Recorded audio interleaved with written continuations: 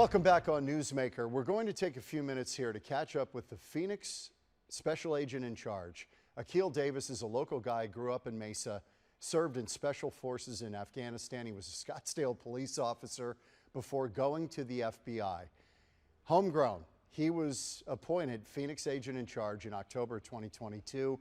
More than a year on the job now. Akil Davis joins us now on Newsmaker. Great to see you again. Thanks, John. Appreciate the invite again. So a year in, what have you learned? Arizona is a very busy state. It's very, very busy. Lots going on in the state. It is, and the border issue is huge, obviously. Very much so. I don't want to get into the political with you too much because you have to try to stay agnostic on that. But was it hard for you to watch? It looks like that border deal is not going to work, and that, whether you like it or not, it's going to make your job harder. Right? It absolutely will. But I will say, John, we are doing a good job at capturing our known terrorists, the guys that we know that are tied to these networks, between the work that we're doing in the FBI and our other federal partners, in conjunction with the government of Mexico. We're doing a really good job there. They're helpful. They are extremely helpful. What the FBI director has said, and we have seen, it's those second and third tier, those associates of those guys that are giving us concern, where those guys are at, how they're coming across, and what they're doing in our country. Are they Americans or are they foreign nationals? Foreign nationals, mostly foreign nationals, and it's those associates of those terror networks that are giving us concern. How concerned are you about Americans, young Americans, being recruited to move drugs and people around? They're being recruited on social media. We're hearing all of this. That's got to be troubling for you because you get kids who maybe wouldn't have gone down that path and they see the money and they jump in. Absolutely. So, you know, the FBI, along with our other federal partners, are really good at putting these criminal enterprise cases together. Our playbook is that.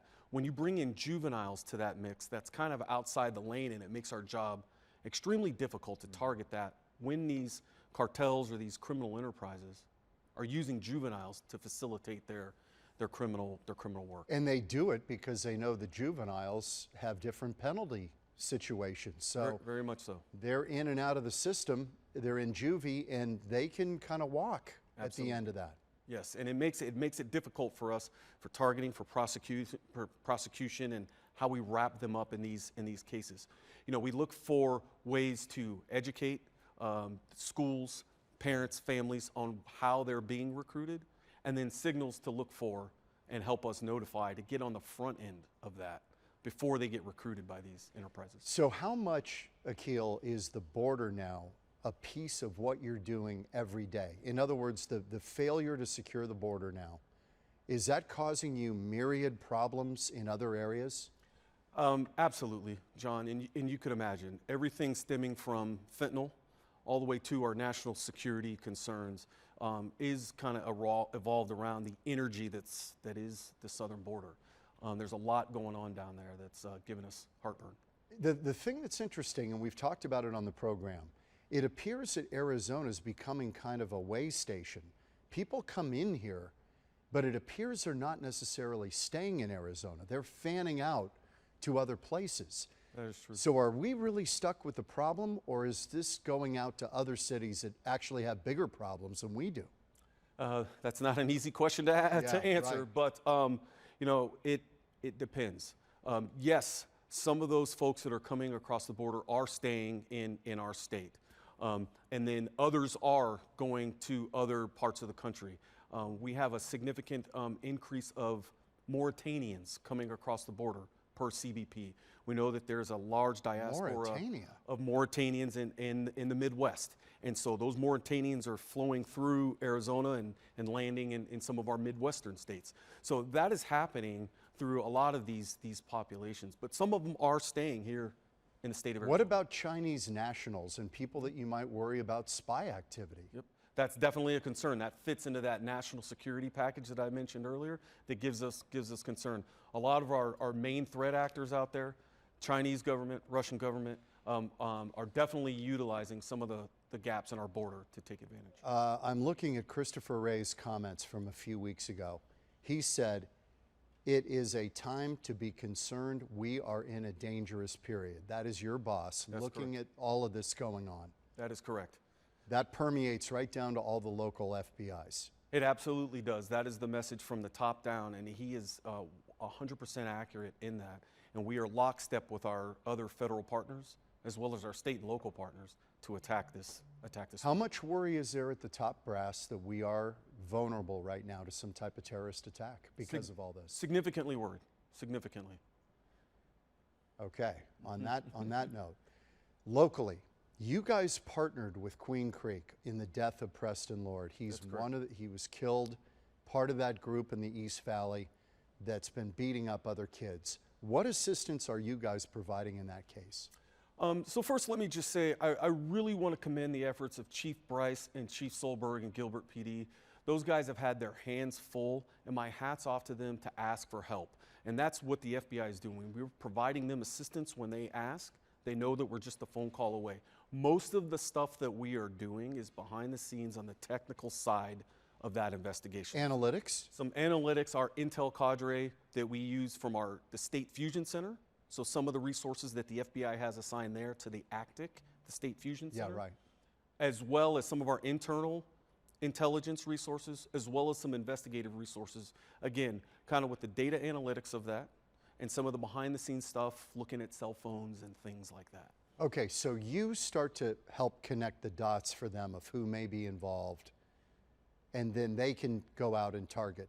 Absolutely. You identify. Absolutely. And listen, they are very capable of this as well, but as you know, this is a very complex investigation with many moving parts, and all we are doing is we are providing assistance to them. This is clearly a Queen Creek-led investigation. There's another thing brewing in the East Valley and across a bunch of different communities here. 22 burglaries since October, transnational organized crime.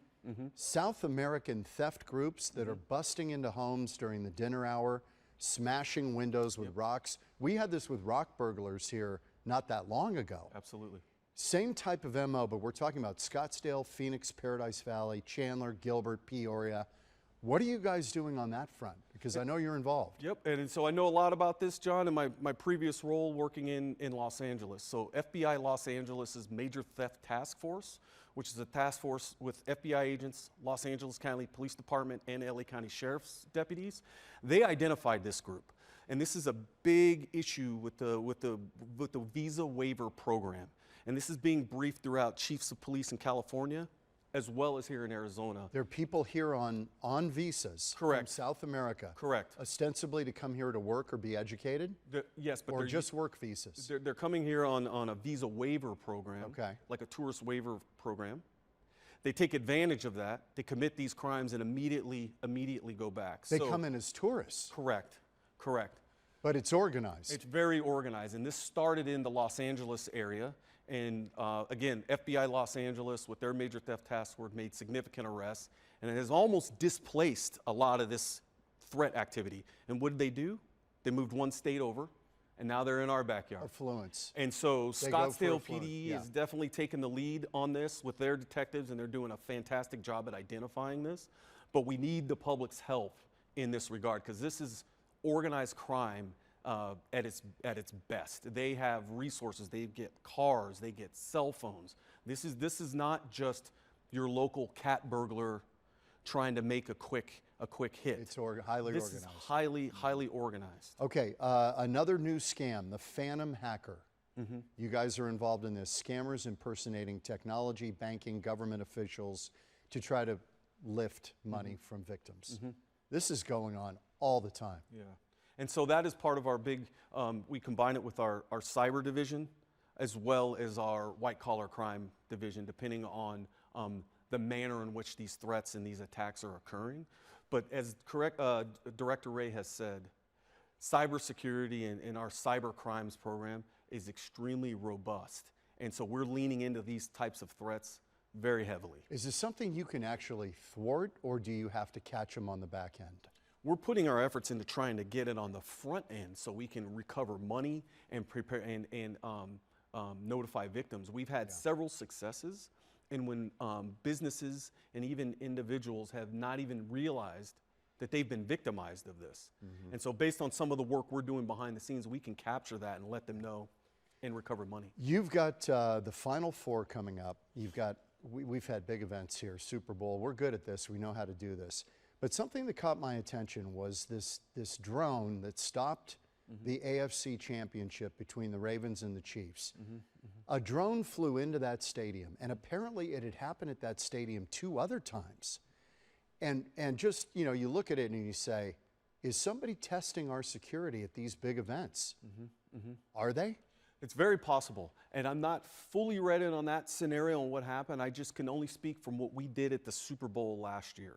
And so when we have that, it's kind of all hands on deck for our mitigation efforts. Can you do a curtain around the stadium to knock down drone signals so that they can't fly anywhere close? So it doesn't work exactly like that, and I'm not going to give you the secret sauce here, John. But yes, we have some techniques to do that, and on every Super Bowl, we do have a no-fly zone around that area. Right, but so did that stadium. Yeah, and so we do have some of those worrisome. mitigation efforts. It is extremely worrisome. It is. Okay, final thing. We've got a couple of moments left. You've been at this how many years with the FBI now? Nearly 20 years. Okay. And I suspect when you started, the FBI had an almost immaculate reputation. How worried are you that the FBI has become, where a lot of the country views it as politicized, that they're going after certain people of certain ideological leanings, conservatives? How much are you fighting that on the street when your agents go out? Are they facing a public that's saying, well, are you with me or are you against me? Understood, and that's a great question, John, and thank you for asking that. I'm going to echo what Director Ray has told us field generals, the special agents in charge that are out here in these field offices. The FBI has been here before. This feels like it's the first time because we're living through it. But if you look at the history of the organization— Ruby Ridge. Ruby Ridge, and Yes, we can go you're back right. further You're than right. that. We can go back Martin Luther King. We can go back to Deep Yes. Throat in the early 70s. We have been involved in this kind of political energy throughout the history of our organization. And so what I would say to our men and women, our 40,000 men and women within the FBI is, we focus on the mission, we do our job, we go home. And sometimes we make mistakes, but we are transparent about that, and we try to course correct as soon as we identify those mistakes. Is it hurting recruiting? It's not. If you look, we're at a very high, in the high 90s on a fill rate for special agents. So people still want to be FBI agents. Men and women are still raising their hand and saying, I want to do this job. And so we are successful in that lane. Where we need help is those STEM backgrounds, right? We can all see where this is going with AI and computers and hacking and all the stuff that you just asked me You're about. recruiting out of highly technical fields now. We absolutely are, and we're competing with Google and Apple and those types of people. And so we're looking for people that are motivated to kind of a higher calling to come work for the FBI. That's where we're struggling, and a lot of our federal agencies are. We need those folks with STEM background to help us be successful. Biggest challenge you face right now? It's going to be that southern border and everything involved with it. Everything from the drug trafficking to the national security. It's going to be things going on there. Akil Davis, great to see you Thanks, again. John. I Continued appreciate it. success. It's great to have a homegrown guy in this job. Thank you so much. Yeah, that's nice to see you again, and we'll do it again. I appreciate it. Hopefully they won't We ship will. you out. I hope not. Okay, not too soon. You got kids. You got a lot of stuff to worry about. We're back in a moment on Newsmaker.